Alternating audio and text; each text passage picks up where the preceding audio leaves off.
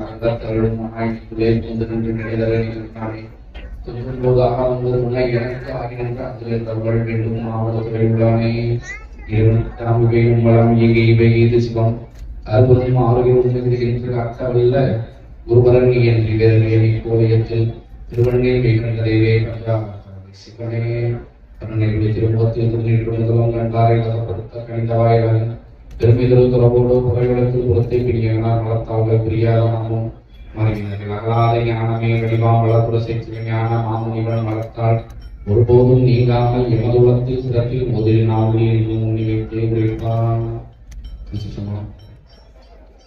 திருமாயிரத்திலே எழுந்தள்ளி கோயிலிருக்கக்கூடிய அஞ்சல் நாயகனுடைய மறைநாதபெருமான் தொழிலை வாங்கிக் கொண்டு திருக்கைலாயவரை வேகந்த சந்தானம் திருவாரூர் ஆதீனத்து ஆன்மார்த்த முத்திலாகிய ஸ்ரீ ஆனந்தபெருமான் திருவர்களையும் ஆதீன குருவர்களும் பிரஜாகர விசுவத்தமது குருவர்களும் கண்டாக ஞானச்சந்திர ரோசிகளும் ஸ்ரீ ஸ்ரீ குருவாசன திருவடியை அடிய நிச்சயமத்தை நிறைவேற்ற பணிந்து வாங்கிக் கொள்கின்றேன். இன்று நம்ம எல்லாருமே தெரியும், துலா மாதத்தினுடைய மிக முக்கியமான நாள். இன்று சுவாமியுடைய திருக்கல்யாண நாள். நம்மளாம் எச்சா கூறுகின்றோம். ஐப்பசி என்றாலே அடைமலை. ஐப்பசி அடைமலைங்கிறது முதுமொழி. கொஞ்சம் மழை சொன்னாலுமே நீங்க நல்லா நம்மளாம் வந்து கோயில் விழாக்களுக்கே போறது கிடையாது. அப்படி விழாக்கள் போனாலும் முக்கியமான விழாக்களுக்கு தான் போவோம். அதுவும் திருக்கல்யாணம் நடக்கும்போது அந்த திருமாங்கலியை போட்ட நேரத்துக்கு தான் உள்ள இருக்கணும். அப்படி இல்லைங்க சாமிக்கு மாலை மாற்றும் போது பார்க்கணும்னு ஒரு சில பேர் இருப்பாங்க. சில பேர் இன்னும் ஊஞ்சல் உற்சவம் பார்க்கணும்னு இருப்பாங்க. இன்னும் சில பேர் வந்து நம்ம திருக்கல்யாணம் மட்டும் பார்க்கணும் உடனே கிளம்பிடும் இருப்பாங்க. ஏன்னா நம்ம உற்சவங்கள் எல்லாம் பார்க்கறதே இல்லை. 48 நாள் நடந்த உற்சவம் ஒரு மாசங்களா சொல்லி இப்ப சில கோயிலுக்கு 10 நாள் உற்சவம் தான் நடக்குது. பிரம்மோற்சவம்னா 10 நாள் உற்சவம் ஆயிடுச்சு. அந்த 10 நாள் உற்சவம் நம்ம கலந்துக்கிறோமா கேட்டா அதுவும் இல்லை. ஆனா இன்னும் மாயத்துல என்ன ஆகுது, அந்த 30 நாள் உற்சவம் நடக்குது. முதல் நாள் கொடியேறது வந்து 30 நாளும் சாமி என்ன பண்றாரு, திருத்தவரைக்கு சுவாமி திருக்கோயில் இருந்து துலாக்கட்டால போய் காவிரி போய் திருத்தவருக்கு தான் சுவாமி வந்துருக்காரு. 30 நாளுமே வர நம்மளுடைய எந்த இந்த உற்சவங்களை முழுசா நம்ம பாக்குறோம். ஏன்னா நம்ம எந்த கோயில்களையும் நம்ம கொடியேறது வந்து அந்த இடத்துல கேட்டா உள்ளூர் கோயில கொடியேறுது அப்படின்னா நம்ம இருக்கிற ஊர்ல அங்க இருக்க சுவாமிக்கு கொடியேறுது அப்படின்னா நம்ம வீடுகள்லையும் அதே ஆச்சார அனுஷ்டானங்களை கடைபிடிப்பாங்க. அசைவம் தன்னை வீட்டு என்ன பண்ண மாட்டாங்க, அசைவம் தான் எடுத்துக்க மாட்டாங்க. ஏன்னா நம்ம சுவாமிக்கு கொடியேறிடுச்சு. இது நம்ம வீட்டு கல்யாணம் மாதிரி. அதாவது இப்போ ஒரு குடும்பம் இருக்கு, அந்த ஒரு குடும்பத்துல ஒரு கல்யாணம் நடக்குதுன்னா அந்த குடும்ப சுற்றத்தாரர்களுக்கு அதுக்கு விழா. இல்ல இன்னும் கொஞ்சம் நல்லா செல்வந்தரா இருக்காங்கன்னா அந்த தெருவில் இருக்கவங்க எல்லாரும் பங்கெடுத்துப்பாங்க. ரொம்ப ரொம்ப முக்கியமான முக்கிய பிரமுகர்கள் எல்லாரும் பங்கெடுத்துப்பாங்க. அப்போ அது எல்லாமே ஒரு குறிப்பிட்ட வரையறைக்குள்ள இருந்து போயிடும். ஆனா மாயனா சுவாமியோட திருக்கல்யாணம் என்னது, மொத்தம் மாயனோட சொத்து. மாயனா சுவாமி யாரோட சொத்து, நம்ம எல்லாரும் தான். அப்போ இது எல்லா வீட்டோட திருமணம், எல்லா வீட்டோட வைபவம். ஆனா நம்ம யாரும் என்ன பண்றது இல்லை, அந்த 10 நாள் உற்சவங்கள்ல சாமி புறப்படம் வந்து தரிசனம் பண்றதே இல்லை. எத்தனை நாள் நம்ம வந்து காலையிலையும் மாலையிலையும் சாமி வந்து புறப்படம் பண்ணும் போது தீபாவளி பார்த்து சாமி புறப்பட சரி காலையில வர முடியல, மாலை நேரங்கள்ல வரலாம். சாமி புறப்பட சாமியோட நாம பாராயணம் பண்ணிட்டு வரோம். எங்களால பாராயணம் பண்ண முடியல, பாராயணம் பண்றதை கேட்டுதான் வரோம் அப்படின்னு சொல்லி எத்தனை பேர் நம்ம வர்றோம், நம்ம யாரும் தருவதே இல்லை. ஆனா என்ன பண்ணுவோம், சாமி நமக்கு நம்ம வந்து பார்த்தோம்னா 5 நிமிஷம் சாமி நமக்கு அருள் பண்ணிடணும் அப்படின்னு நம்மள என்ன பண்றோம். அதாவது ஆங்கிலம் கலகா பேசணும், இருந்தாலும் ஆங்கிலம் சொல்றேன், இன்ஸ்டன்ட் காஃபி சொல்றாங்கல்ல, நம்ம கையில இன்ஸ்டன்ட் அருள் வேணும். அவங்கலாம் தூரிதமா வந்து நம்ம வந்து பார்க்கணும். அந்த 10 நிமிஷம் சாமி நமக்கு எல்லா கிருபையும் பண்ணிடுறோம். அதுக்குள்ள எனக்கான எல்லாரையும் சாமி போகணும்னு நம்ம நினைக்கிறோம். நீங்க நல்லா கவனிச்சு பாத்தீங்கன்னா சில ஊர்ல பாத்தீங்கன்னா உற்சவம் நடந்தது அப்படின்னா மழை வந்துச்சு அப்படின்னா சுவாமி அதிகம் புறப்பாடு பண்ண மாட்டாங்க. அப்படி புறப்பாடு பண்ணும்போது சுவாமி வந்து திருக்குளத்துல சுவாமி வந்துட்டு இருக்கும்போது என்ன ஆகுதுன்னா அப்படி மழை போய் சாமியை படிச்சாலும் வந்தோம்னா பிராட்சித்த அபிஷேகம் பண்ணுவாங்க. பிராட்சித்தம் பண்ணி ஒரு அபிஷேகம் பண்ணிட்டு சுவாமிக்கு இரவு வந்து சுவாமி ஏதாவது சாமி பண்ணுவாங்க. ஆனா நம்ம மாநிலத்துல 30 நாளும் எப்படி இந்த மாசத்துல ஐப்பசி அடைமலை இந்த 30 நாளுமே ஐப்பசி மாசத்துல புறப்படாது. நம்ம மட்டும் எப்படி மாநிலத்தில் மட்டும் எப்படி ரொம்ப சிறப்பா ஐப்பசி மாசத்துல சுவாமி புறப்படாது. சரிதானே? நம்ம எப்பயாவது நம்ம யோசிச்சிருக்கோமா நம்ம மாநிலத்தில் இவ்வளவு சிறப்பா இருக்கு அப்படின்னு சொல்லி. 30 நாளும் சாமி தீர்த்த முதல் இருக்கிறா திருமாயிரம் சுவாமி 30 நாளுமே தீர்த்த போறாரு. ஒரு நாள் விட்டாலும் இன்னொரு நாள் நம்ம மாயிரம் போய் நம்ம தீர்த்த ஆட முடியும். சரி, இப்ப இருக்க நம்ம எல்லாருமே மாநிலத்தில் மக்கள் தான் இருக்கோம். வருஷம் திருக்கல்யாணம் நடக்கிறாங்களே, எதுக்கு நடந்தாலும் யோசிச்சு பார்த்துக்கோமா? சாமி திருக்கல்யாணம் அவசியமா வேண்டுமா? நிறைய பேர் கேட்கிறாங்கல்ல, சாமி இருக்கா திருக்கல்யாணம், சாமி கேட்டாரா அப்படின்னு கேட்கிறாங்க. எதுக்கு திருக்கல்யாணம் பண்ணணும்? எதுக்கு பண்ணணும்? அதையும் பதில் கேள்வி நானே பதிலும் நானே தான், அந்த இடத்துல நம்மளே பதிலையும் சொல்லிடணும். அப்போ இது எல்லாம் சாமி எதுக்காக பண்றாரு? நம்மளுக்கெல்லாம் எல்லாம் நம்மளாம் எல்லாரும் நம்ம கிடைக்கணும், நம்ம இதை ஆகணும் சொல்லி. அப்ப சாமிக்கு இருக்கிற எனக்கு என்ன கிடைக்கிறதா போகிறது? ஒரு 10 நாள் வருஷத்துல பாருங்க, குடியேறினது சுவாமி என்னென்ன வாகனத்துல வராரு தெரிஞ்சுக்கங்க. நம்ம வாங்கி திருமாயக்கூடிய பத்திரிகைகள்லாம் இருக்கும், மாயமாத பத்திரிகை வாங்கி பாருங்கன்னா ஒவ்வொரு நாளும் ஒவ்வொரு காலையிலும் மாலையும் சாமி என்ன வாகனத்துக்கு புறப்பாடுகிறார், அந்த வாகனத்துல புறப்படும் ஒவ்வொரு தத்துவத்தை குறிக்கும். என்னாகும்? ஒவ்வொரு தத்துவத்தை குறிக்கும். அப்போ ஒவ்வொரு தத்துவமா சொல்லி தரும்போது சுவாமி திருப்பியாருக்கு என்ன தத்துவம் ஆகுது? சாமி என்ன பண்றாரு? இதெல்லாம் புராணம் படிக்கணும். நமக்கும் படிக்கிறதுக்கும் ரொம்ப தூரம். அதுவும் சமயம் சார்ந்த படிக்கணும் நமக்கு வேப்பங்காய் நமக்கு அது வேண்டாம். புராணமே நம்ம தொட வேண்டாம். ஏற்கனவே இன்ஸ்டன்ட் துரிதமா எதனாலும் கிடைக்கணும். அதனால கல்வி இருந்தாலும் சமய கல்வி வேண்டவே வேண்டாம். நம்ம குழந்தைங்களுக்கு தேவாலயம் கத்துக்கப்படாலும் அதனால குழந்தை சாமியார போறாங்க, அதெல்லாம் இருக்கு. ஏன்னா கோவிலுக்கு ஒரு 5 நிமிஷம் வளர்ந்தா போதும். திரையரங்குக்கும் பொழுதுபோக்குகளுக்கும் மணிக்கணக்கில் செலவு பண்றாங்க. திருக்கோயில் வழிபாட்டுக்கு மட்டும் நேரம் ஒதுக்கி வரோம். எவ்வளவு? 5 ல இருந்து 10 நிமிஷம் தான் நம்ம நேரம் ஒதுக்கணும். ஆனா சாமி வந்து என்ன எப்பவுமே நமக்கு அருள் செஞ்சுக்கிட்டே இருக்கணும். நமக்கு ரொம்ப சந்தோஷமா நேரம் என்ன நினைப்போம்? இப்படியே இந்த வாழ்க்கை நம்ம போயிடக்கூடாதா? சுவாமி நல்லா இருந்தாலும் ரொம்ப சந்தோஷமா இருந்தா இன்னும் இதே போல வாழணும்னு நினைப்போம். அடுத்த நாள் வேணாம், அடுத்த நிமிஷம் ரொம்ப ஒரு துக்கமான செய்தி வருது, நம்மளால தாங்கிக்க முடியுமா? இதையா சாமி ஏன் இப்படி பாடப்படுறது என்ன பண்ணிடலாம், கொண்டுட்டு போயிடலாம் நம்ம நினைப்போம். அப்போ மனசானது இன்பம் வரும்போது மகிழ்ச்சி அடைகிறது, துன்பம் வரும்போது வருத்தம் அடைகிறது. நம்ம மனசு என்ன ஆகுது? இன்பம் வரும் பொழுது மகிழ்ச்சி அடைகிறது, துன்பம் வரும்போது என்ன ஆகுது? வருத்தம் அடைகிறது. அப்போ இன்பத்திலையும் துன்பத்திலையும் உலகக்கூடியதான் இந்த உயிர். அதாவது நம்ம உயிரும் நம்மளும் சொல்றீங்க ரெண்டு வேறையா. ஆமா, இன்னைக்கு எல்லாம் என்ன சொல்றோம்? ஒருத்தர் வந்து வாழ்க்கை போதும் மனசார வாழ்க்கைப்பான்னு சொல்றோம். நம்ம என்ன சொல்றோம்? மனசார வாழ்க்கை சொல்றோம். மனம் என்பது சாஸ்திர சொல்லி அந்த மனசு சொல்றோம், உயிரை தான் சொல்றோம். உயிரினுடைய உயிர் சக்தியில தான் வாழ்க்கணும். சரிதானா? அப்போ உயிர் என்பது வேறு, உடல் என்பது வேறு. சரிதானே? நம்ம சொல்லுவோம் வெளியில செஞ்சுக்கிட்டே உன்னை பேசுவான், உள்ளுக்கு உன்னை திட்டிகிட்டே இருப்பாடா.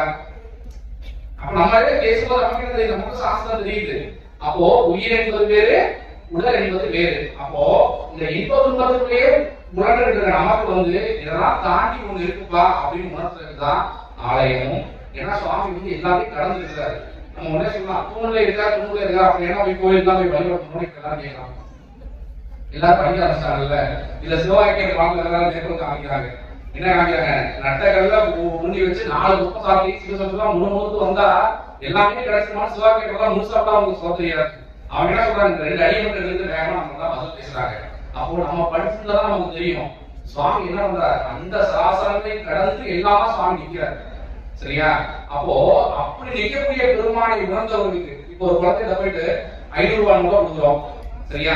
500 ரூபாய் நோட்டை குழந்தைகிட்ட கொடுக்குறோம். அந்த குழந்தை என்ன பண்ணும்? அதே கொடுத்தளவு ஒரு காகிதமும் ஒண்ணுதான், அந்த 500 ரூபாய் நோட்டு என்னதான் ஒண்ணுதான். அது என்னமோ கிழிச்சு விளையாடதான் செய்யும். அதற்கு அந்த புரிதல் தன்மை இல்லை. அப்போ அது கொஞ்சம் கொஞ்சமா விவரம் தெரியுதுன்னா என்ன ஆகும்? இது 1 ரூபாய், இது 2 ஏதோ ஒரு பொருள் கொடுத்தாதான் நமக்கு இன்னொரு பொருள் கொடுப்பாங்க அப்படிங்கிற பொருளை புரிதல் வரும். அது வந்து இந்திய மதிப்பு ஒரு ரூபாய்ங்கிற புரிதல் வரும்.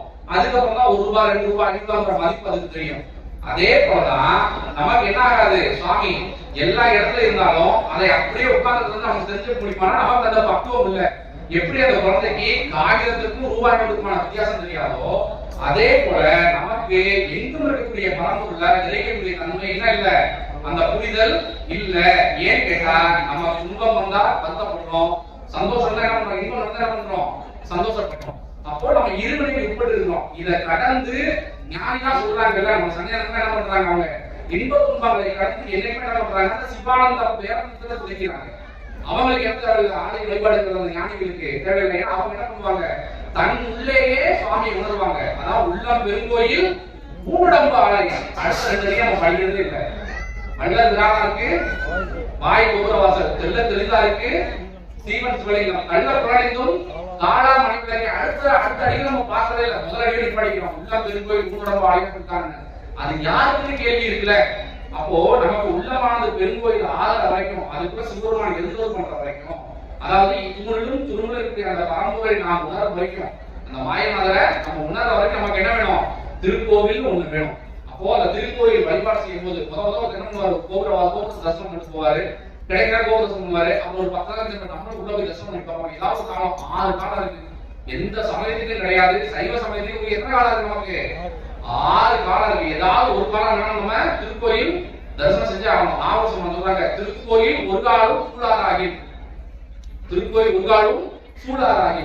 அப்போ என்ன ஒரு கோபுர வாசல் ஒரு தொடர்ச்சியா ஒரு மாசமா தரிசனம் பண்ணே போயிடாரு. அவர் உள்ள வந்து அடுத்த நாள் தரிசனம் உள்ள போயிட்டு ஒரு சுத்து போயிட்டு சாமி சுத்தி கோயிலுக்கு வராரு, மாயனா தரிசனம் பண்றாரு. இப்படியே ஒரு மாசமா தொடர்ச்சியா வச்சிருக்காரு. அடுத்த மாயனாக தரிசனம் பண்ண ஆரம்பிச்சோம்னா இங்க இருக்க அடியார்கள் தொடர்ச்சியா வராங்கன்னா யாருன்னு விசாரிப்பாங்க. அப்போ அவங்க இருக்க நம்ம பேச ஆரம்பிப்போம். அவங்க பிரசாதம் கொடுக்க ஆரம்பிப்பாங்க. அங்க இருக்க அடியார் கொடுத்தா பேச ஆரம்பிப்பாங்க. அப்ப அடியாரோட சேர்ந்து வாங்க சாயங்காலம் அரசம் பள்ளியறை நடக்கும். பள்ளியறை ரொம்ப சிறப்பா மாயனா திருப்பி இடிச்சுட்டோம்னா ஏதாவது காலத்துக்கு வாங்கன்னு சொல்லுவாங்க. அப்ப அந்த தொடர்பு இருக்கும்போது ஏதோ ஒரு காலத்துக்கு தொடர்ச்சியா வர ஆரம்பிப்பாங்க. தன்னால முடிஞ்ச பணி முதல்ல என்ன பண்ணுவாங்க, அழகில் அதுவும் சொல்ல தெரியாது. நமக்கு என்ன பண்ணணும், வாஷிங் கிளீனிங் தான் சொல்லணும். தமிழ்ல சொன்னா நமக்கு புரியாது. என்ன பிற மொழியெல்லாம் நம்ம சொல்லணும். அழகிடுதல் மெழுகிடுதல். அழகுதல்லாம் கூட்டுறது, மெழுகிடுதல்லாம் மெழுகுறது. நம்ம தண்ணி வச்சு மெழுகுறது, சாயங்காலம் மெழுகுதான் சொல்லுவாங்கல்ல. அப்ப மெழுகுறது இந்த மாதிரி கொண்டுலாம் கோவில் சிறந்த தொண்டா செய்ய ஆரம்பிப்போம். தொடர்ச்சியா அந்த கோவில் ஒரு 6 மாசம் வருஷம் போக ஆரம்பிக்கும். அங்க இருக்க அடியார்கள் இன்னும் நம்ம பரிச்சயமாவாங்க. அங்க நடக்கக்கூடிய திருமுறை முற்றுவர்கள் திருவாசம் முகதெல்லாம் கலந்துக்க ஆரம்பிக்கும். அப்ப கொஞ்சம் கொஞ்சமா என்ன பண்ணுவோம், சாமி கிட்ட அந்த அணுக்கமாகி அந்த மனசு போய்கிட்டே இருக்கும். சரிதானா? அணுக்கமாகி அந்த மனசு போக போக கழிச்சு சாமி கிட்ட நம்ம நெருக்கமாகும். நம்ம ஒரு அழுகிற வீட்டுக்கு போறோம், எல்லாரும் அழுதுகிட்டே இருக்காங்க. அந்த இடத்துல நம்மளால சிரிக்க முடியுமா? நம்மளால சிரிக்க முடியுமா? முடியாது. எல்லாரும் சந்தோஷமா சொல்லி குதிக்கிறாங்க. அந்த இடத்துக்கு நம்மளே அதிகமா என்ன பண்ணுவோம், சந்தோஷத்துல மனசுக்குள்ள துள்ளல் வர ஆரம்பிக்கும். சரிதானே? ஒரு ரொம்ப அமைதியா இருக்க அந்த இடத்துல அங்க போய் நம்மளால கட்டி பேச முடியுமா? அது இங்க என்ன நடக்குது தெரியாது. நம்ம என்ன பண்ணுவோம், அந்த சூழ்நிலைகளை ஒத்து போவோம். உயிரானது சார்ந்தது பண்ண முடியாது. அப்போ அதே போலதான் அப்போ சூழ்நிலைகள் தான் நம்ம உருவாக்குது. நம்ம மாயனா சுவாமி இருக்கிறாரு, நீ திருக்கலை நடக்குதுங்கிற சூழ்நிலைதான் நம்ம இவ்வளவு பேர் புரிஞ்சு இருக்கிறோம். மழை பெய்தாலோ மழை பெய்தாலோ என்ன பண்றோம், அது நனைஞ்சுதான் மாயசாமி தரிசனம் பண்ணணும். இதனால நீ திருக்கல்யா நடக்கும்போது அந்த சூழலா நம்ம நல்லா இருக்கோம். சரிதானே? அப்போ சூழ்நிலை தான் நம்ம வந்து என்ன பண்ணுது, நம்மளுடைய மனதை தீர்மானிக்கிறது, நமக்கான சூழ்நிலையை உருவாக்குது. அப்போ ஒரு திருக்கோயில் என்ன பண்ணு கேட்டீங்கன்னா, எல்லாரும் அறிவியல் போய் சொல்றாங்க காந்த புலங்கள் செயல்படுது, அங்க வேற ஒண்ணுமே கிடையாது. அங்க வந்து நம்ம கருவிகள் தான் ரெஜிஸ்டர் பண்ணியிருக்காங்க. அது கீழே வந்து சக்தி நிலையம் வச்சிருக்காங்க, மேலதான் வந்து காந்த புலங்கள் மூலியமா செயல்படுது. விளக்கினால காந்த சரி எல்லாமே உண்மைதான்.